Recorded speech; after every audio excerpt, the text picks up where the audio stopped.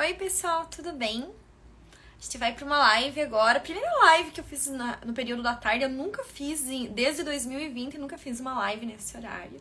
E hoje eu vou fazer com o Dr. Rodrigo Lacerda. A gente vai conversar sobre rinoplastia e também sobre cirurgia de rejuvenescimento facial. Só estou esperando ele entrar pra gente dar início aqui à live.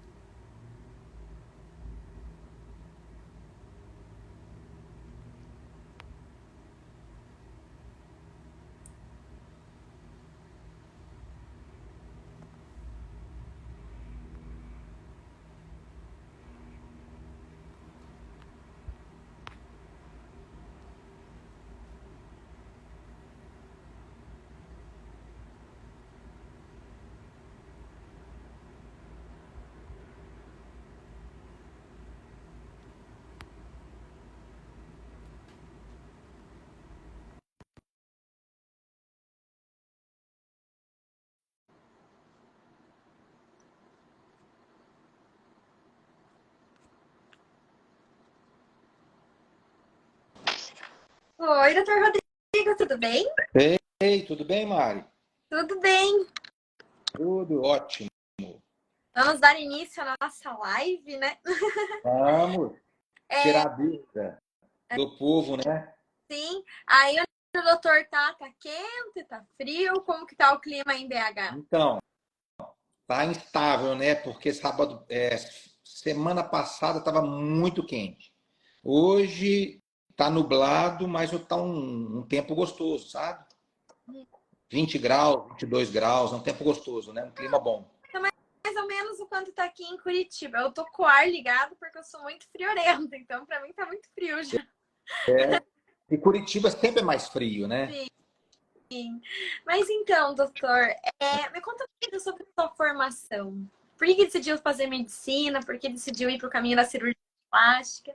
E também por que decidiu focar mais na cirurgia de rejuvenescimento facial e na rinoplastia? Tá.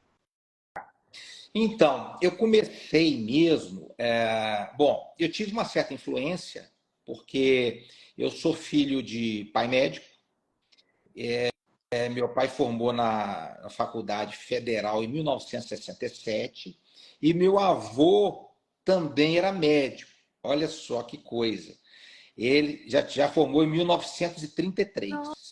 Nossa! Já é falecido, né? Mas, então teve essa certa influência, sim, com certeza. Eu formei em 1994 na UFMG, Universidade Federal de Minas Gerais. Depois disso, eu fiz 3 anos de cirurgia geral. Eu queria pegar bastante, assim, vamos dizer, mão, né? Em Sim. cirurgia geral. Depois passei na prova de cirurgia plástica aqui no Hospital Mater Dei, aqui em Belo Horizonte. Fiz 3 anos de cirurgia plástica. E depois que eu acabei a residência, passei na prova de título de especialista, eu vou voltar lá, tá? Como que eu cheguei na plástica. Mas depois que eu acabei a prova de especialista, aí eu comecei a rodar alguns serviços. Então, fui para alguns serviços na Califórnia, nos Estados Unidos, na França, fui para alguns serviços em Nova York, passei lá no serviço do professor Yves Pitangui, na época ele era vivo ainda, né? E foi muito proveitoso isso tudo. Aí você me perguntou aí como que você pensou em fazer cirurgia plástica, né? Então, meu pai era ginecologista e obstetra. Hoje ele já está aposentado. E uma coisa, eu tive certeza que eu jamais iria fazer obstetrícia e ginecologia, sabe? Partiu disso aí. Eu gostava sempre de alguma coisa assim que tivesse alguma coisa envolvida com moldagem ou com você poder mudar alguma parte do corpo, sabe? Não concordava com certas cicatrizes que eu via de cesariana ou de esterectomia, ou cicatrizes de hérnias. E eu sempre procurava, tinha aquela vontade de poder fazer melhor aquele estigma que as cirurgias deixavam, né? Então, isso aí foi um fator determinante, sabe? Para eu partir para a cirurgia plástica. Por incrível que pareça, uma matéria que eu gostei muito na universidade foi pediatria. Você acredita nisso? Incrível, né? Mas é porque o meu professor, na época de pediatra, na Federal, ele era um cara fantástico, assim, um cara, ele tinha o dom de ensinar, o dom de amor ao que ele fazia, sabe? Sim. Mas eu nunca pensei em fazer pediatria, mas eu gostava de participar das aulas enfim, e trabalhar no ambulatório de pediatria quando era estudante também, sabe? Uhum. E daí depois o interesse por rinoplastia e cirurgia de face veio de onde? Focar mais Ah, nessa... Porque hoje em dia os cirurgiões plásticos, eles estão focando numa especialidade dentro da cirurgia plástica.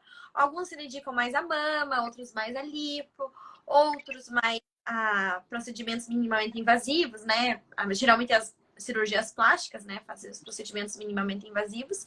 E alguns cirurgiões plásticos, como o doutor, foca mais na área do rejuvenescimento facial e da rinoplastia. olha, é um caso interessante esse que você está me perguntando. Veja bem, quando eu comecei fazendo residência em cirurgia plástica, eu peguei um estágio no hospital maior que tinha aqui, que era o hospital no João 23, sabe? Que é o hospital de trauma, de pronto-socorro. E ali existia uma carência muito grande com relação aos traumas de face, principalmente traumas de nariz, sabe? A gente via que chegava muito acidentado, eles davam muita preferência para, vamos dizer assim, aquele paciente que estava em risco de vida e aquele paciente que estava com trauma de face, com fratura de nariz ou com fratura dos ossos da face, eles eram tirados do setor, vamos dizer assim, de emergência, de risco de vida, e eram acompanhados depois em um outro hospital público para poder fazer o encaminhamento de correção de fratura de nariz enfim, um segundo plano. E nesse hospital existia uma carência muito grande. O paciente tinha que marcar, às vezes, uma fratura para fazer de face ou de nariz com uma semana, 10 dias. Conseguia fazer aquilo, às vezes, com 3 meses, porque não tinha vaga. Sabe? Então, eu comecei trabalhando voluntariamente no João 23, trabalhando voluntariamente no pronto-socorro, que é o maior aqui vamos dizer, o maior de Minas Gerais. E dali, eu drenava esses pacientes, em vez de ser para esses hospitais públicos, para um hospital que era do meu pai. Para justamente eu poder operar esses casos e ganhar experiência com isso. Sabe? Isso gerou, na época, até um conflito muito grande aqui com outros cirurgiões plásticos, falando que eu estava desviando paciente de serviço público para serviço privado, mas não teve nada disso, isso foi apurado e não teve nada disso. Foi feita até uma sindicância e os pacientes provaram que não, que eu apenas atendia-os e, vamos supor, quando um paciente tinha fratura de nariz, eu sugeriria a ela: você tem vontade de aproveitar e mexer um pouquinho no seu nariz ou melhorar um pouquinho o seu rosto? E ele falava: doutor, muito, mas eu não tenho dinheiro para isso. Eu falei: não, eu vou fazer isso para você de graça, sabe? Então fazia muito disso. Eu lembro que chegou a média de fazer 120, 130 casos por mês. Nossa, é muito paciente. Sim, às vezes, quando era casos assim mais graves com relação à fratura de face, tinham 2 cirurgiões bucomaxilos muito experientes que entravam comigo para fazer a parte de fratura, a parte de recomposição óssea, e eu fazia a parte relacionada à parte funcional e estética. Então, fiquei anos trabalhando dessa forma, voluntariamente, sabe? E com isso eu vi, Mari, que aqueles casos, olha, fazer uma rinoplastia, um lifting dessa forma não ficou muito legal, ou ficou legal. fui pegando experiência com isso. Isso valeu demais para mim, sabe? Sim. E ajudou outras pessoas também. Imagina o quanto elas são gratas, né? De ter Muitas feito. pessoas. Por incrível que pareça, até hoje eu recebo pacientes falando, doutor, você lembra? Mais ou menos em 1998, minha filha teve um acidente, e o senhor, um acidente de carro, o senhor atendeu ela lá, depois acompanhou ela, como é que ela está aqui hoje e tal. Eu tenho muito paciente que indicou, e são pacientes meus até hoje, graças a isso, sabe? Fez o bem, colheu o bem, né? Faz parte, né? Sim. Em cirurgia plástica, principalmente na área estética, a pessoa, se ela não tiver uma iniciativa própria dela mesmo, vamos dizer assim, a grosso modo, colocar a mão na massa, ela nunca vai pegar experiência, né? Porque um preceptor, um chefe de cirurgia plástica não vai deixar você operar os pacientes dele, Exatamente. né? É muita responsabilidade. Não com adquirindo a experiência de estar ali aprendendo certinho, né? Isso, verdade. Então, esse fator me ajudou muito, sabe? Foi, como fala, muito criticado, muito perseguido, mas foi tudo para o meu bem. Hoje eu vejo que para mim, isso acrescentou, apesar das críticas e das perseguições, e para mim foi isso fantástico. Parabéns pela sua atitude desde o começo, né? Obrigado. Obrigado. Porque alguns cirurgiões plásticos só pensam em ganhar dinheiro no começo, com desesperado, em vez de adquirir o conhecimento para ir ao longo do tempo, né? Fazendo a sua carreira. Verdade. Você tem que abrir mão de muita coisa, né? Sim. Abrir mão de muita coisa para você adquirir bastante experiência e deixar essa parte financeira de lado. Não tem dúvida disso. É realmente amor pela profissão. Doutor, perguntando para o doutor sobre a cirurgia de face. O que abrange a cirurgia de rejuvenescimento facial? É o pescoço? É essa região do rosto? Também é a testa? O que é possível fazer numa cirurgia? Veja bem, a cirurgia de face, né, ou ritidoplastia, como fala, ou facelifting, elas são cirurgias que a gente divide em 3 partes. O terço superior, que é daqui para cima, o terço médio e o terço inferior ou cervical, que é o pescoço. Então, existem casos da gente fazer a cirurgia de terço médio e terço inferior, que é a região cervical, e a parte frontal você faz procedimentos ancilares, que a gente chama, né? Procedimentos que não envolvem um facelift em si. Hoje em dia já existe já tem tempo, né? O lifting frontal endoscópio, que você faz sem cicatrizes, etc. Eu, particularmente, faço muito pouco ritidoplastia frontal, tá? Do supercílio para cima, porque eu acho que ela cria um estigma muito grande, não só da cicatriz, que fica aqui quando faz no pé do cabelo, ou quando faz atrás do cabelo, acaba a testa do paciente ficando muito comprida. E quem conhece, bate o olho e aquilo ali denota logo que teve um procedimento na região frontal, sabe? Então, eu acho que existem outros procedimentos, até mesmo a endoscopia, que resolvem bem a questão da região frontal da face. Uhum. Mas eu creio que a grande maioria dos pacientes procuram a ritidoplastia para tratar o terço médio da face e cervical, sabe? Uhum. E no caso, é possível ver as marcas de expressão dessas regiões? Por exemplo, se a paciente aqui tem já um sinal muito forte, ele sai na cirurgia ou os sinais do rosto? Sim, dependendo da localização, dependendo de onde estão esses sinais, ele sai fácil. Agora, existem sinais que já, vamos dizer assim, são mais profundos e são mais longes da própria incisão, como o sulco nasogeniano, né? E é muito difícil você falar que vai sumir com esse sinal totalmente com lift, mesmo que você faça o que é tão chamado hoje de deep plane, né? Que é o tratamento da musculatura interna da face. Então, assim, marcas, rugas, na grande maioria das regiões, você consegue, sim, suavizá-las ou até mesmo removê-las com lifting. Uhum. E dentro desse tempo cirúrgico, é possível fazer uma blefaroplastia, uma rinoplastia, ou um enxerto de gordura nos lábios, ou enxertar a gordura na própria pele para regenerar?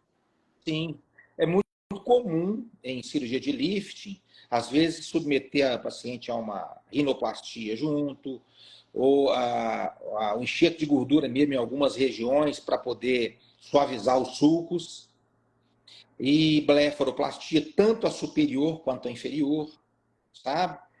É possível e é bastante comum a gente fazer isso, sim, sem dúvida. Tempo cirúrgico, mais ou menos. Olha, depende muito do tipo de face, depende muito da quantidade de musculatura da face que a gente está tratando, né? Mas, em média, em torno de umas 4, 5 horas de cirurgia, em média. Não é um tempo tão fora do limite, né? Não, não é. A, Dentro... so a Sociedade Brasileira de Cirurgia Plástica, ela recomenda que os procedimentos cirúrgicos não devam ultrapassar 6 horas. Não devam. Por questões de segurança, né? Sim. Mas a gente consegue fazer esses procedimentos num tempo menor do que esse, determinado pela Sociedade Brasileira de Cirurgia Plástica, sabe? E você também não faz muitas cirurgias por dia, né? Qual que é a sua frequência? Porque você tem um cuidado, né, com as pacientes. Eu optei já há um tempo por não fazer cirurgias 2, 3 por dia. E nem mesmo, às vezes, fazer cirurgia todos os dias. Então, o meu ritmo sempre é esse: 3 cirurgias por semana, às vezes 4 por semana, sabe? Porque eu vejo que assim a gente consegue, pelo menos no meu caso, eu consigo trabalhar com mais tranquilidade, consigo dar atenção total ao paciente no pós-operatório, sabe? A gente não cansa tanto, porque uma cirurgia de face, uma cirurgia de rino, ela é uma cirurgia que cansa, né? É muita concentração e é muita responsabilidade. Então, eu já procuro já uns 12 a 15 anos trabalhar dessa forma, sabe? É importante porque quando o cirurgião plástico tem muitas pacientes por dia, ele acaba não conseguindo dar atenção, aí o pós-operatório fica complicado. Então, assim, é o ideal mesmo para paciente e para o cirurgião plástico. E em relação ao procedimento, ele é feito em clínica, no consultório ou em ambiente hospitalar, no centro cirúrgico do hospital? Bom, ótima pergunta sua. Eu prefiro fazer hoje em hospital de grande porte. Já operei muito em clínica, já operei em hospital dia, mas hoje, particularmente, eu sinto mais confortável, não só para mim, quanto para os meus pacientes, a gente operar num hospital de grande porte, sabe? A gente fica mais seguro ali, em risco de alguma intercorrência. A gente tem uma bagagem de profissionais ali na hora que, em caso de urgência, podem nos auxiliar naquele momento oportuno, sabe? Então, eu sinto mais confortável hoje operar em hospital. Já tenho 5, 6 anos que eu estou fazendo isso. Em hospital de grande porte, sabe? E a paciente, ela é alta no mesmo dia ou ela precisa ficar um tempinho internada? Veja bem, depende muito da cirurgia. Cirurgia de lifting, por exemplo, 80% das vezes eu opero de manhã e libero a paciente à noitinha, sabe? Alguns casos, a paciente quer falar, doutor, eu prefiro dormir por aqui, eu não quero ir para casa, que eu posso agitar, então dorme no hospital. Cirurgia de abdominoplastia também, com lipoaspiração, às vezes o paciente dorme, mas 80% dos pacientes, no modo geral, vão embora no mesmo dia, sabe? E as pacientes fora, porque o doutor recebe muita paciente de fora do Brasil, né? Como que ela deve se programar? Com quanto tempo de antecedência ela deve se preparar para a cirurgia? Quanto tempo ela deve ficar aqui no Brasil? Então, isso aí vai depender muito de que tipo de cirurgia que ela vai se submeter, né? Mas quando o paciente tem pouco tempo para ficar aqui, eu sempre sugiro ao paciente fazer os exames no lugar que ela está, tá? Vamos supor se é nos Estados Unidos, faz lá, ou na Europa. É difícil, não é todo mundo que consegue fazer esses exames lá, até porque se a pessoa não tem seguro, esses exames lá ficam bastante caros, sabe? Uhum. E se conseguir fazer os exames no país de origem, isso já adianta muito o processo, porque eu analiso os exames online, vejo se está tudo ok, com o risco cirúrgico, e aí a gente já deixa uma data no bloco cirúrgico pré-programada, sabe? Pré-marcada. Além disso, existem preparos que devem ser feitos com mais antecedência. Exemplo, pessoas que usam pílula anticoncepcional, por exemplo.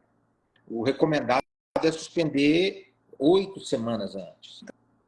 2 meses. Uhum. Então, a gente já sugere, já indica para o paciente isso antes, entendeu? O paciente já vem preparado, não só com relação aos hormônios, mas com relação a outros medicamentos também que ela possa estar tomando, sabe? Uhum.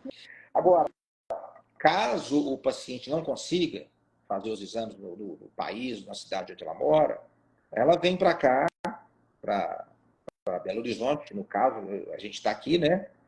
E faz os exames aqui, a gente indica alguns laboratórios de confiança, ou até mesmo cardiologista de confiança para fazer o risco cirúrgico, e daí a gente dá sequência ao acompanhamento do pré-operatório, a análise dos exames, as explicações, sabe? Uhum. Eu trabalho dessa forma. E o pós-operatório, como que é o pós-operatório da cirurgia de rejuvenescimento facial? A paciente, ela sofre, tem muita dor? Como que é? É interessante, né? Eu até hoje, olha, veja bem, eu vou fazer 30 anos de formado. Eu nunca vi uma paciente de lifting reclamar de dor. Nunca vi, tá? Hoje mesmo, saiu uma daqui que eu fiz um lifting nela. Ela falou o seguinte: doutor, o que eu sinto é uma pressão no pescoço, porque realmente tem pontos lá dentro, na musculatura, para tracionar, né? Aquela musculatura para a gente melhorar esse contorno da mandíbula e melhorar o excesso de pele do pescoço. Então, o que elas queixam é isso: doutor, estou sentindo um pouquinho de pressão, às vezes eu sinto repuxar quando eu viro meu rosto para um lado, eu viro para o outro, mas dor, eu nunca vi nenhuma paciente reclamar de dor no lift, tá? Eles sentem assim na região pré-auricular e na região reta-auricular até um pouquinho de dormência durante uns meses ou dias. Uhum. Tá? Tranquilo. É tranquilo. Agora, é importante o paciente ficar na cidade, né, onde operou, para a gente acompanhar se não vai ter nenhum sangramento, nenhum hematoma, que pode acontecer, né? O paciente, às vezes, agita, ou movimenta muito, tem um pico de pressão e sangra, então é importante ficar. E no caso de um lifting, eu recomendo o paciente a voltar, pegar um voo depois de 21 dias. Tá? O ideal mesmo seria 30 dias. Aqui perguntaram sobre paciente fumante. O que o doutor Rodrigo orienta? Ótima pergunta. Olha, a indicação, o ideal é suspender o cigarro, não tenha dúvida disso. O cigarro, ele é um péssimo aliado da cicatriz e ele pode desenvolver necrose de pele, né? Falta circulação na pele por causa do cigarro. Então, eu recomendo sempre o paciente a parar de fumar em torno de 8 semanas, ou seja, 2 meses. Aí muita gente fala assim: doutor, se eu parar de fumar 2 meses, eu paro de fumar para sempre. Tá? Sim, porque é difícil, né? Mas é o objetivo, né? Que ela para de fumar. Então, Então, respondendo aí, a Wanda, por exemplo, está perguntando, o ideal é não fumar nada pelo menos 8 semanas antes, sabe? Lembrando que o cigarro é péssimo para cicatrização, sabe? A partir de qual idade pode ser feito o... Então, não existe uma idade assim cronológica correta para te falar. Eu, semana passada, operei uma paciente de 47 anos que a queixa dela era o pescoço. E realmente ela tinha muito excesso de pele no pescoço. Tá? Uma paciente jovem, bonita, mas ela tinha provavelmente uma questão genética, ela tinha muito excesso de pele no pescoço. Mas a média que a gente vê é em torno de 50, 55 anos, paciente fazendo cirurgias de lifting. Mas não existe uma idade assim pré-determinada, sabe? Como existe na cirurgia de nariz. Cirurgia de nariz deve se operar depois dos 15, 16 anos de idade. O melhor presente de anos é uma rinoplastia e não uma festa, né? É verdade. Concordo.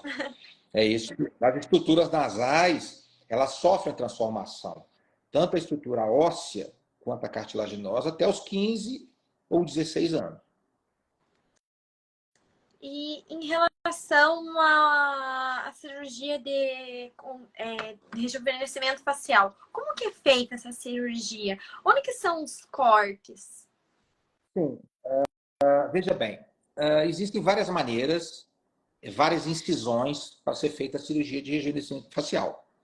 Eu, particularmente, prefiro aquela incisão que a gente faz dentro do cabelo, tá? Eu não gosto daquelas incisões que faz na frente do cabelo, porque por mais que você tenta despistar fazendo aquilo, incisões que a gente chama de zetaplastia, aquilo com o tempo acaba aparecendo, sabe? Eu prefiro fazer as incisões dentro do cabelo, contornando a orelha e cortando, fazendo a incisão atrás da orelha. Eu acho o resultado bem mais natural. E a cicatrização é tranquila também? Muito tranquilo, muito tranquilo. Existem certos macetes nessas incisões, justamente para a gente fazer com que nasça cabelo dentro das incisões, sabe? Para não tirar os folículos capilares. A gente faz as incisões preservando os folículos capilares, os folículos pilosos, né? Então, existem esses detalhes, esses macetinhos que ajudam a gente a ter um resultado melhor mesmo. Uhum. Ainda melhor, né? É melhor. Tem detalhes importantes, por exemplo, em cirurgia de face. Por exemplo, em mulheres, algumas pessoas fazem a incisão atrás aqui do trago, sabe? Atrás do trago. Em homem, por exemplo, aqui dentro. Isso, aí dentro. Uhum. Em homem, por exemplo, não é aconselhável em todos os casos. Tem que ser muito bem conversado com o paciente. Por quê? Porque se você faz essa incisão atrás aqui da orelha, imagina comigo, a barba vai para trás da orelha, certo? Quando você for puxar a pele, vai para a região do tragos, da pele do tragos, vai nascer cabelo. Então não fica bonito. Sim. Então são esses detalhes, esses, vamos dizer assim, nuances, que são muito importantes, que tem que ser muito conversado com o seu paciente antes. Sabe? Uhum. Sim. Aqui vem uma pergunta relacionada ao doutor faz fellow. O doutor Edgar Mendonça perguntou. Ele é da Venezuela e gostaria de saber. Bom, eu acho que fellow, eu faço assim, né? Eu vou aos locais onde eu vejo alguma necessidade de fazer o fellow e vou. Mas, de vez em quando, vem cirurgiões acompanharem para ver os tipos de... principalmente com cirurgia de face, de nariz, mas não necessariamente um fellow.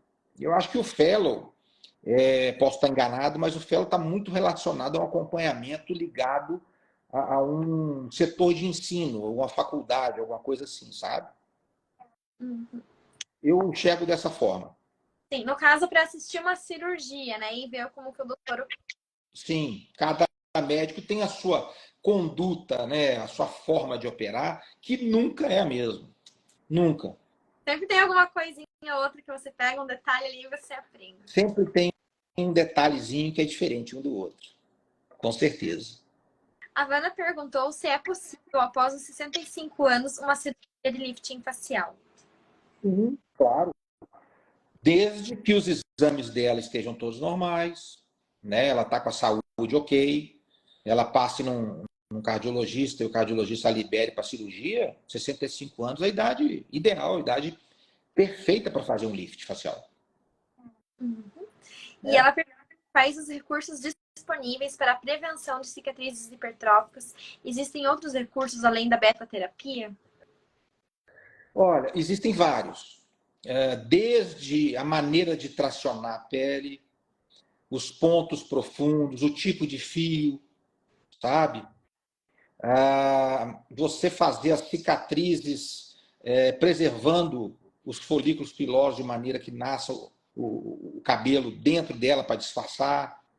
Existe a aplicação de corticoides, sabe? Existem vários mecanismos para isso. Hoje mesmo, a beta-terapia, se eu não me engano, ela já está em segundo plano. Existem radiações que são mais, vamos dizer assim, são mais específicas para tratamento de queloide do que a beta-terapia. Uhum. Obrigada, doutor. Qual é o tipo de anestesia utilizada nessa cirurgia? Bom, isso depende muito da equipe cirúrgica, né? Eu tenho o costume de fazer bastante lifting e rinoplastia com anestesia local e sedação. Gosto muito de fazer, o paciente não sente nada, tá? O anestesista pega uma veia, o paciente dorme o tempo todo, não sente nada, a gente infiltra com anestesia local e faz. Agora, tem casos em que o anestesista ele sugere a paciente a fazer anestesia geral, ou às vezes a própria paciente quer uma anestesia geral. Tá? A grande maioria dos cirurgiões, eu creio, que faz rinoplastia e lift com anestesia geral. Acredito que sim. Eu, particularmente, não vejo necessidade, a não ser que o anestesista fale que é imprescindível e o paciente queira, sabe?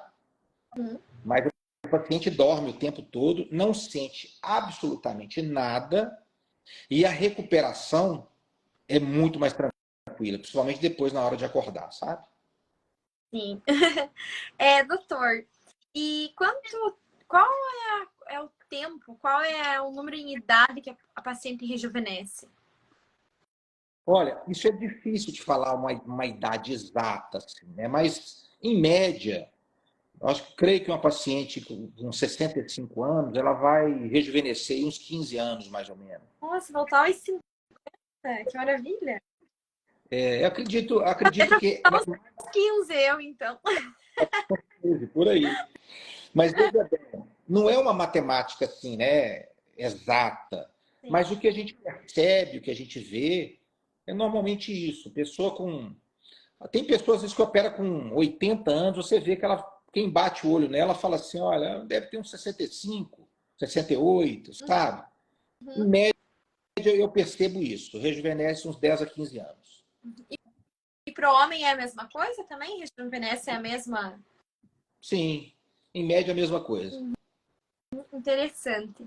E após a cirurgia, como que a paciente deve cuidar da pele? Quais procedimentos ela deve fazer para manter essa pele mais jovem? Então, é fundamental, né, Mari? O paciente, do modo geral, ele lembrar que o sol é o inimigo da pele, né? O sol é o inimigo o sol faz envelhecer, não tem dúvida disso. Então, esses cuidados básicos, que é o uso de filtro solar, evitar sol excessivo, a pessoa usar, às vezes, uns peelings, até mesmo peeling químico, de boa qualidade, facilita muito o acompanhamento e essa evolução pós-operatória, sabe? Eu costumo muito, depois do lift, passar para os pacientes um peeling, que eu gosto muito, que ele faz manter a pele assim, mais viscosa, mais rosadinha, mais esticadinha um bom tempo, sabe? Mas é imprescindível usar o filtro solar, não tem dúvida disso. Então, no caso, até um peeling com laser de CO2 seria ótimo fazer um anual? Então, veja bem, pode ser até um laser de CO2. O laser em si, ele traz ótimos resultados, mas ele tem que ser muito bem indicado, sabe? Muito, muito bem indicado. Eu falo sempre que o laser, ele é ótimo para aquelas pessoas, vamos dizer assim, caucasianas. São muito, muito branquinhas, sabe? Porque as pessoas um pouquinho mais morena, ela pode ter uma tendência à hiperpigmentação. E que muitas vezes é difícil tratar, sabe? E aqui a Wanda perguntou novamente. Doutor Rodrigo, você falou sobre um procedimento mais moderno para a prevenção de queloide ou hipertrófica. Qual é? Pergunto, pois tenho essa tendência. Estou adorando suas colocações. Obrigado. Estamos aqui para isso mesmo. Existe hoje uma radiação, eu não me recordo o nome aqui agora, tá? Mas ele é bem melhor, é bem mais eficiente do que a beta-terapia para tratar queloide ou cicatriz hipertrófica. Eu posso depois tentar lembrar aqui qual o nome, mas aqui de cabeça não está vindo, sabe? Mas, porque quem cuida disso, quando o paciente tem algum queloide ou cicatriz hipertrófica, é o serviço de radiologia, né? E a última vez que eu tive uma paciente aqui, veio até de um colega com a cicatriz hipertrófica, eu mandei para um serviço de radioterapia e eles falaram, olha, agora nós não estamos usando a beta-terapia mais não. Estamos usando uma outra radiação, me falou o nome que eu não lembro, mas que é muito mais eficiente, sabe? Mas eu vou procurar lembrar o nome aqui e depois eu passo para vocês. Sim. Doutor, como que é feita a cirurgia de papada? É uma lipoaspiração, tem corte ou também pode ser retirada a pele? Esses dias eu vi um resultado de uma cirurgia sua aí que saiu muita pele. Muita pele, né? Então, veja bem, a papada, ela tem vários tipos de ser uma papada somente por gordura. Essa papada somente por gordura, em pacientes jovens, onde a retração de pele é boa, a gente consegue tratar ela apenas com lipoaspiração, né?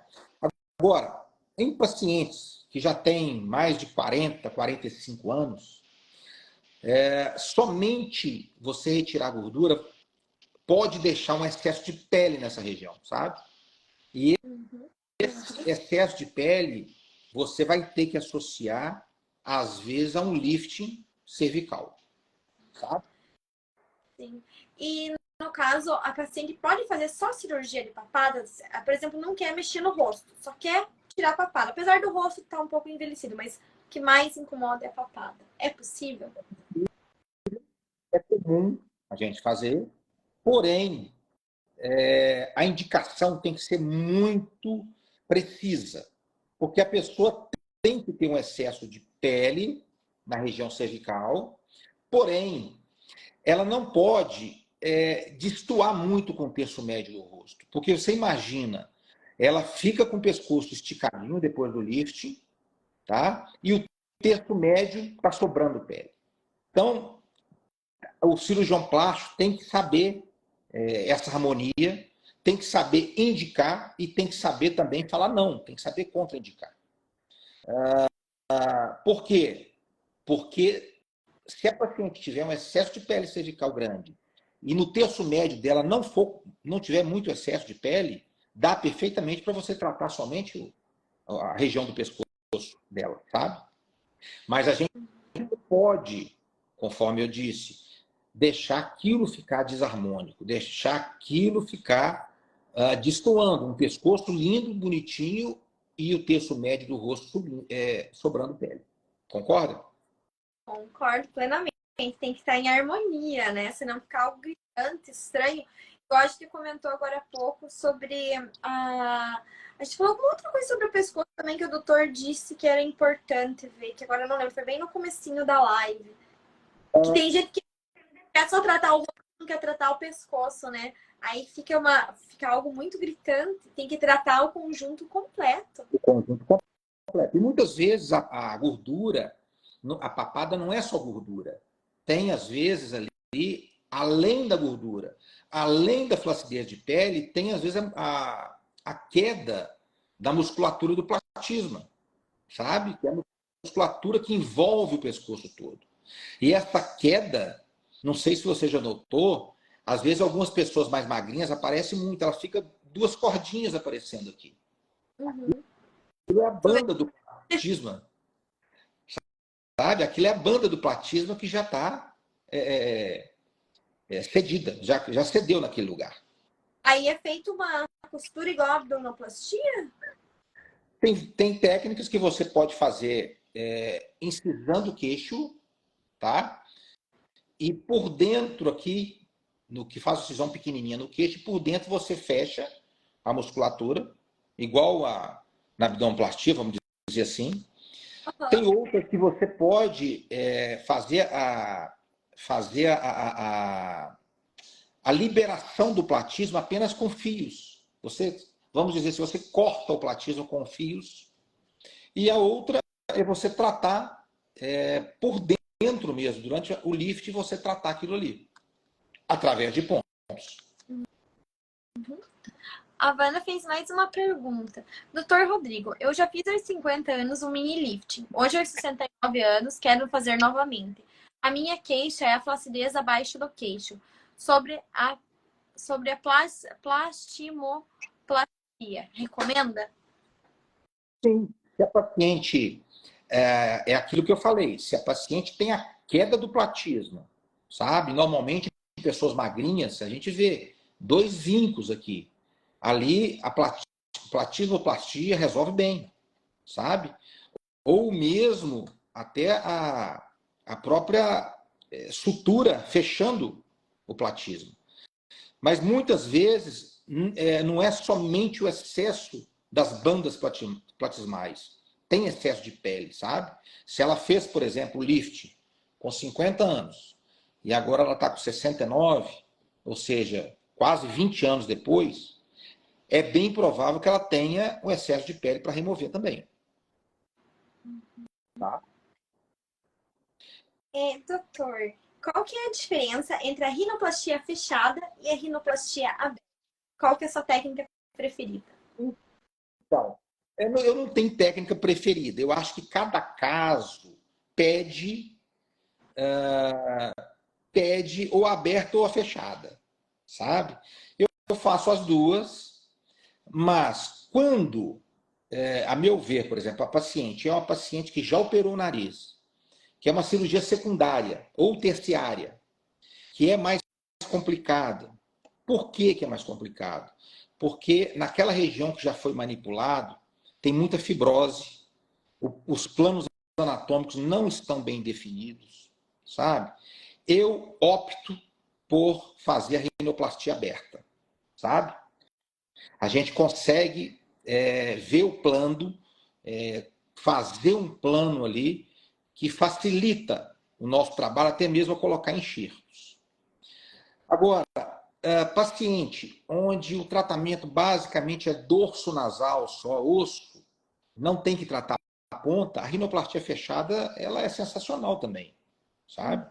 Eu acho que a rinoplastia, isso é opinião minha, a rinoplastia aberta, ela, quando você for tratar ponta nasal, quando você for definir uma ponta nasal, ou colocar enxerto, ou não colocando enxerto, mas definindo essa ponta através de suturas, de pontos, a rinoplastia aberta ela facilita muito mais do que a fechada. E a cicatriz dela é imperceptível.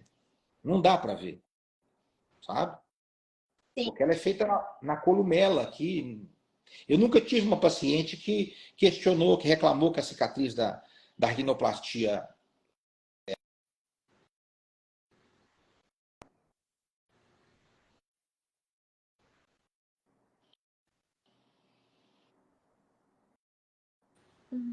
Deu uma travadinha só, mas acho que o doutor falou que nunca teve um paciente que reclamou da cicatriz aqui do nariz, né? Que não Não. teve nem. Não, sinceridade, nunca tive uma paciente que reclamasse que a cicatriz que fez a rinoplastia ficou feia. Não, eu vejo assim, pacientes que às vezes chegam com, com incisões que fazem em volta aqui da cartilagem alar. Eu não faço esse tipo de cirurgia aqui por fora da alar. Esses pacientes geralmente reclamam muito da cicatriz, sabe? É a lectomia, né? Ectomia. Que foi muito não médicos e causou. É, infelizmente, né? Está acontecendo demais isso. Infelizmente. Mas agora até que deu uma acalmada, né? Na pandemia foi pior. Você acha? Eu acho. Parece que as pessoas não iam no dentista para arrumar os dentes, né? Iam para fazer uma rinoplastia. É, tem, infelizmente tem de tudo, né? Mas assim, cabe, a minha maneira de enxergar é o seguinte, cabe ao paciente se informar primeiro, né? Eu acho que o paciente que procura um profissional que não é a área dele para mexer, ele está procurando encrenca, né? Sim. Não adianta eu querer, eu estou com problema, por exemplo, no pulmão e querer procurar um ortopedista. Cada um no seu quadrado. Isso. Eu acho que o próprio paciente tem que ter esse feeling, sabe? O próprio paciente tem que correr atrás e buscar isso. A gente escuta muito falar assim, mas a minha amiga fez e ficou bom. A minha vizinha fez e ficou bom, sabe? Mas muitas vezes não pesquisam quem é, não sabe quem fez, Exato. sabe? Porque é fundamental a chamar a população e orientar a população nesse sentido. E isso é uma coisa que você faz com total perfeição, né, Mari? Obrigada, doutor. Cirurgião plástico, né? É verdade. Isso aí Das... você faz isso aí com exímia perfeição. E você está ajudando. Você está ajudando. Porque é muito simples. Intercorrências, complicações em cirurgia fazem parte, acontecem. Né? Só não tem complicação, não tem intercorrência quem não opera, sabe? Sim, Mas, exatamente. não é? Mas a gente que é cirurgião plástico, a gente que tem formação, diante de alguma intercorrência, alguma complicação, a gente sabe como tratar, ou sabe como conduzir, certo? Mas quando a pessoa não é a área dela, não é a especialidade dela, eu acho que fica muito mais difícil e o paciente está colocando a sua própria vida em risco.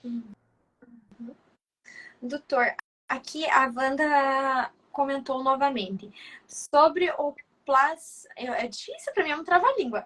Sobre a plastimoplastia, pode ser recomendado o lifting temporal para uma melhor harmonização, levando em consideração que deve haver uma elevação da estrutura do rosto como um todo? Pode ser feito o lift temporal, mas eu converso sempre com os pacientes. O lift temporal, ele exige uma cicatriz que a gente chama pré-pilosa, ou seja, antes do cabelo, nessa região aqui. Ó. Tá? Então, eu acho que existem outras maneiras de você tratar essa região temporal, sabe? Sem você precisar fazer essa incisão pré-pilosa. Eu, particularmente, não gosto dessa incisão pré-pilosa. Eu bato o olho, qualquer pessoa que fez, eu sei que fez a incisão temporal, sabe? Não acho que fica bonito, fica muito artificial. Existem outras maneiras de você suavizar essa região.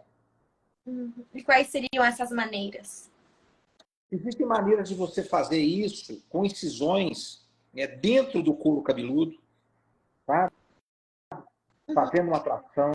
Existe maneira de você fazer o lift de supercílio sem você puxar pelo temporal. Existem procedimentos, até mesmo tratamentos com o próprio Botox mesmo, que você consegue, durante determinado tempo, melhorar demais as rugas pré-temporais sem a necessidade de fazer o lift temporal. Eu deixo para fazer o lift temporal assim em último caso. Tá? Como o lift frontal também. O lift frontal, eu sei que é uma conversa polêmica isso aqui, porque é uma conduta minha. Não estou dizendo que eu estou certo, nem que eu estou errado, mas é uma conduta minha. Mas eu acho aquelas incisões rente ao cabelo aqui em cima, não sei se você já viu. Uhum. Terrível. Frontoplastia, né? Tipo frontoplastia, né? Eu acho aquilo terrível. Por melhor que a cicatriz fique, fica horrível, fica terrível aquilo, sabe? Então, assim, existem outras maneiras de você tratar sem deixar esse estigma. Uhum. Inclusive, tem que ela fez a frontoplastia, só que não ficou legal. Ficou muito esticado o rosto dela aqui na parte e também essa cicatriz. Aí agora ela foi lá e fez O implante capilar. A maioria das pessoas que fazem essa incisão aqui, na frontoplastia, depois acaba tendo que fazer implante de cabelo. Lembrando que o implante de cabelo na cicatriz é muito mais difícil de pegar do que numa pele saudável. Sabe? Então ele acaba sendo feito abaixo da cicatriz, no caso. Sim, você pode fazer na cicatriz também, mas a chance do enxerto pegar ali é mais difícil, não tenha dúvida disso. Porque não tem os folículos capilares, como o doutor comentou anteriormente, né? Exatamente. Doutor, e quais são os cuidados necessários no pós-operatório de uma rinoplastia? Bom, os cuidados, basicamente, a primeira semana a gente pede para o paciente evitar abaixar a cabeça, evitar fazer movimento brusco, dormir com a cabeceira mais elevada, sabe? Para evitar inchar. A gente pede para o paciente evitar fazer esforço físico. Mas depois de uma semana, a gente já tirou aquele splint nasal e já tirou os pontos. Aí o paciente acaba já começando a ter uma vida, vamos dizer assim, mais dentro da normalidade, sabe? Uhum. Mas em média, 7 dias. E para paciente que tem algum problema de pele, por exemplo, ela tem um pouco de acne, ela deve tratar essa acne antes? É indicado fazer o uso de Rocutan? Bom, boa pergunta. Eu, particularmente, não gosto de que o paciente use o Rocutan antes da cirurgia e nem depois. Porque o Rocutan, antes da cirurgia, ele pode trazer um problema tremendo de cicatrização. Ele tem que ser suspenso muito tempo antes, sabe? E depois tem muita gente usando para poder afinar a pele do nariz. Mas corre o risco também esse Rocutan ele ter problemas de cicatrização depois, tá? Agora, a pessoa que tem acne e a acne não está em atividade, tem cicatrizes de acne apenas, não tem problema nenhum você operar, tá? Uhum. Ela não pode estar com um processo infeccioso. Uhum.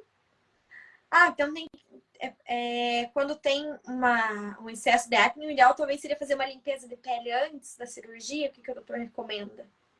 Sim, a limpeza de pele, até mesmo encaminhar para um dermatologista para descobrir, para fazer vamos dizer assim, uma punção no local, colher a secreção e ver qual antibiótico iria funcionar naquele caso. Interessante. Sabe? Aí usa um antibiótico para reduzir essas acnes, juntamente com o uso de um sabonete antisséptico. Aí removeu, acabou com os acnes, a pessoa está apta para operar.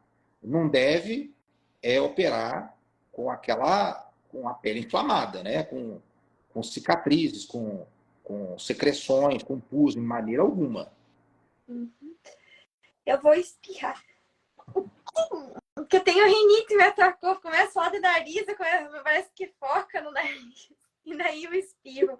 Doutor, Saúde. obrigada. A Salene perguntou se existem parcerias com hotéis, meios de locação seguro, o valor do procedimento estético para pacientes que moram fora do Brasil. Existe isso no Brasil? Acho que Existe, cirúrgico, né? existe, tem muitas empresas já fazendo isso, fornecendo isso, sabe?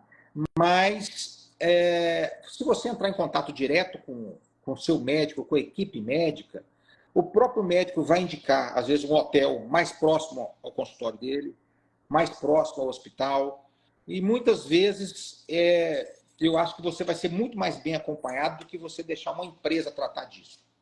Você vai ter um atendimento muito mais personalizado. O resultado da rinoplastia, ele também rejuvenesce, ele é definitivo? Eu sou suspeito para falar, porque eu acho que uma das cirurgias que mais rejuvenescem é a rinoplastia, né?